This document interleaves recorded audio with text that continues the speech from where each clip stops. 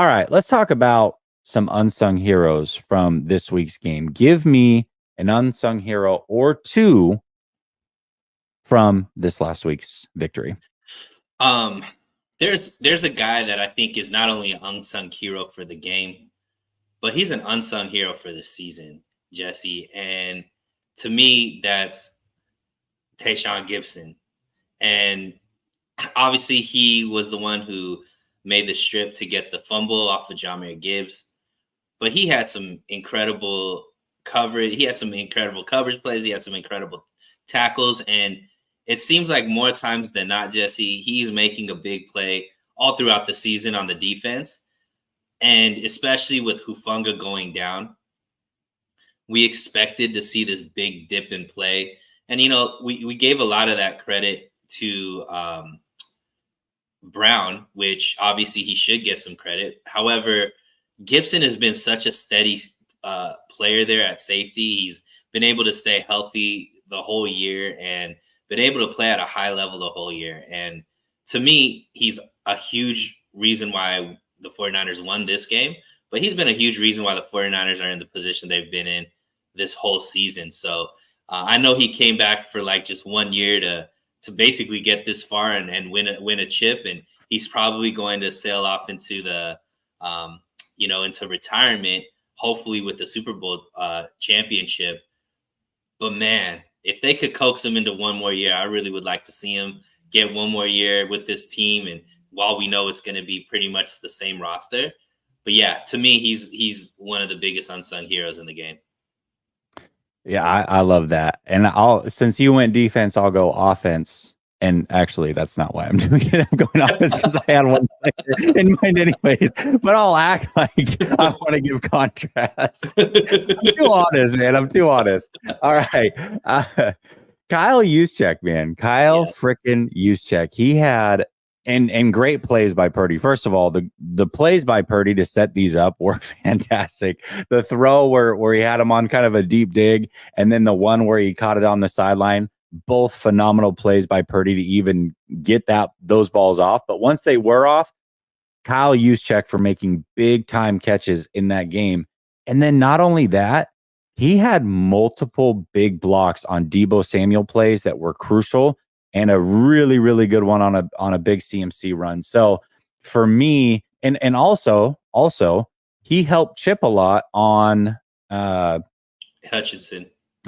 Yeah, there we go. He helped out a lot on that right side to chip on Hutchinson. So for those three reasons, I have to say Kyle Juszczyk showed up in a big, big way. And fullbacks don't get a lot of credit. They if he's not getting catches or he's not running the ball or what have you, you're not going to hear a lot from him. They kind of just do the dirty work, and he's always been that way. But man, he made some big time plays in this game, and they were very, very noticeable. So I got to give Kyle Juszczyk big credit. And for somebody who doesn't get a lot of opportunity in the offensive game plan to make the type of catches that he made, there's that old adage, if you stay ready, you never have to get ready. Ultimately, he's the definition of stay ready, because those catches he made, you would be understanding if a wide receiver doesn't make those plays that averages 5 to 10 targets a game.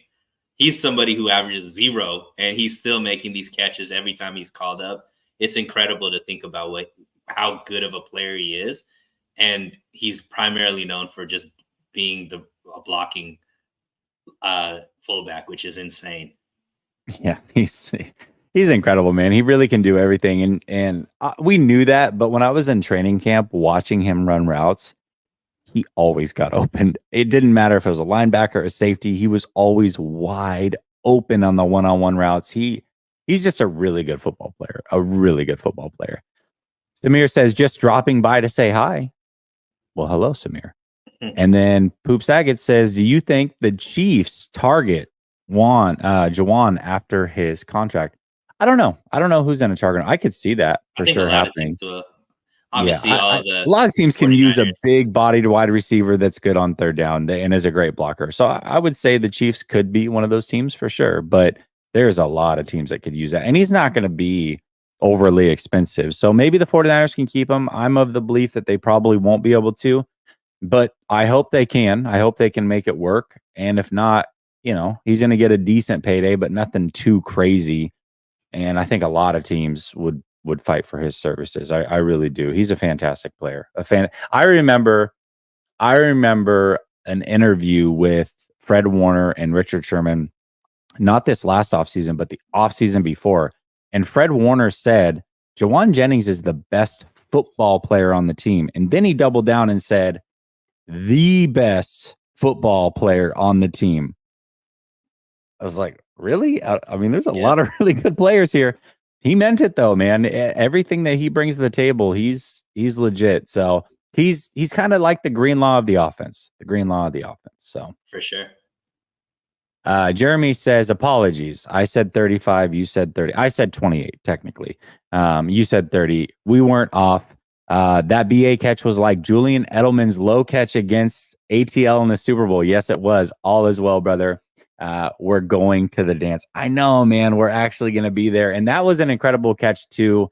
Acrobatic catch. That was pretty similar, actually. Pretty similar to that catch. And we were there when we at the game. We didn't think he got touched. I watched the game after the fact and realized he was definitely touched.